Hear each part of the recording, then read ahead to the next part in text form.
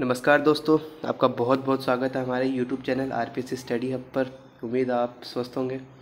तो पिछली व्याख्यान में हमारी चर्चा थोड़ी अधूरी रह गई थी शैक्षणिक आरक्षण के बारे में, एजुकेशन रिजर्वेशन के बारे में। तो चलो आज उसी से अपन बातचीत को स्टार्ट करते हैं। मैं शॉर्ट नोट आज मैंने नहीं बनाए, तो मैं यहाँ पर लिख देता हूँ। शैक्षणिक आरक्षण, एजुकेशन रिजर्वेशन। तो क्या है कि समाज के जो दलित वर्ग है, जनजातीय वर्ग है, अन्य पिछड़े वर्ग है और महिलाएं हैं, अब इनको समाज के संपन्न वर्ग के बजाय शिक्षा से वंचित रखा जाता था।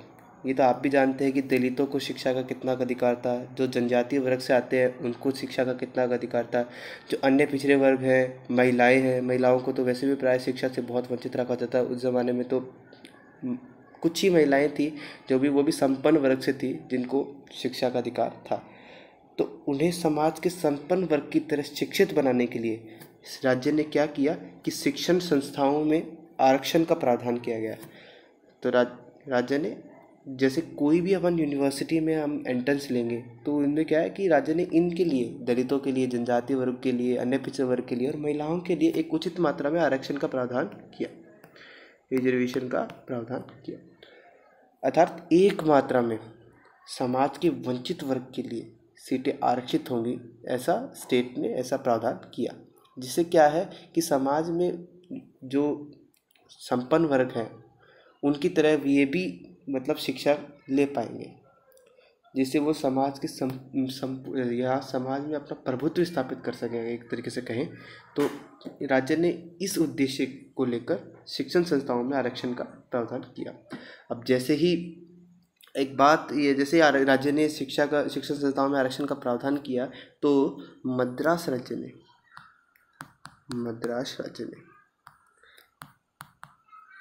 सबसे पहले शिक्षण संस्थाओं में आरक्षण का प्रावधान किया। जैसे ही मद्रास राज्य द्वारा वंचित वर्गों के लिए आरक्षण दिया गया, उसके बाद सुप्रीम कोर्ट में केस गया जिसका नेम था, आप नोट कर सकते हैं, Champakam Dorairajan versus Madras state. Champakam Dorairajan versus Madras state 1951। अब जैसे ही यहाँ पर मद्रास राज्य में शिक्षण संस्थाओं में आरक्षण दिया गया तो एक महिला थी सामान्य वर्ग से, चंपागम। तो उन्होंने कहा कि हमें जो समाज के जो सामान्य वर्ग के लोग हैं जिनकी स्थिति पहले से अच्छी नहीं रही है या फिर पहले से अच्छी रही है, तो उनके साथ तो असमानता हुई ना कि आप हाँ यहाँ पर इन लोगों को आरक्षण देकर हमारे तो अधिकारों को हनन कर रहे हो ना। तो उन्होंने तो उच्चतम न्यायालय में ये अपील दायर की, जिसका नेम था केस का चंपकम दोराईराजन वर्सेस मद्रास स्टेट। अब शिक्षण संस्थान में आरक्षण देकर राज्य ने अनुच्छेद 46 का तो सम्मान रख लिया। शिक्षण संस्थाओं में आरक्षण देकर राजा ने अनुच्छेद 46 का तो सम्मान रख लिया, लेकिन अनुच्छेद 14 और अनुच्छेद 15 जो हमें समानता का अधिकार देती है उनका तो हनन हो गया ना। अब जो समानता को प्रदर्शित करते हैं अनुच्छेद 14 और 15, उनका तो हनन हो गया ना कि आपने शिक्षण संस्थाओं में आरक्षण दे दिया। तो चंपकम दोराईराजन मामले में सुप्रीम कोर्ट ने ये निर्णय दिया कि संविधान के अनुच्छेद 13 व 32 के तहत मूल अधिकारों की सुरक्षा करना सुप्रीम कोर्ट की जिम्मेदारी है, यह हमारा दायित्व है। संविधान के अनुच्छेद 13 व 32 के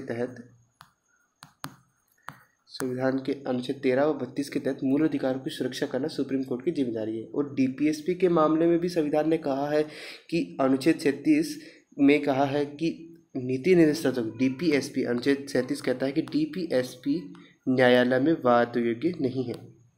अब अनुच्छेद 37 साफ साफ कहता है कि नीति निर्देशक तत्व में जब भी कोई वाद या मतभेद होगा तो हम तो मूल अधिकारों को ही सर्वोच्चता प्रदान करेंगे। इसी मत के तहत सुप्रीम कोर्ट ने मद्रास राज्य के द्वारा वंचित वर्ग को जो आरक्षण प्रदान किया गया था उस फैसले को खारिज करते हुए कहा कि शिक्षण संस्थाओं में आरक्षण लागू नहीं होगा, यह लोगों की समानता का हनन करता है।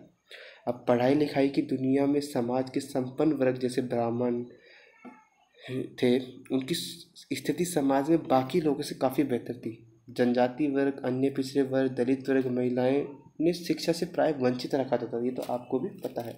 अब जैसे सभी जानते हैं कि 15 अगस्त 1947 को भारत आज़ाद हुआ, लेकिन इस आज़ादी के पीछे बहुत सी कठिनाइयाँ थी जिसका हमें सामना करना पड़ा था। आज़ादी से पहले भारतीयों को बहुत से सपने दिखाए जाते थे, जैसे मैंने पिछले व्याख्यान में कहा था कि उनको आज़ादी इसी बेस पर, मतलब कि उनको स्वतंत्रता आंदोलन में भाग लेने के लिए यहाँ पर गांधी जी, नेहरू जी, सरदार पटेल ने यही आह्वान दिया था कि आप जैसे ही हमारा देश आज़ाद होता है तो हम आपको बहुत से अधिकार देंगे, हम आपको समाज के संपन्न वर्ग की तरह आपको ट्रीट करेंगे, आप उनको, उनके संपन्न वर्ग को जितने अधिकार थे उतने अधिकार आपको दिलाएंगे।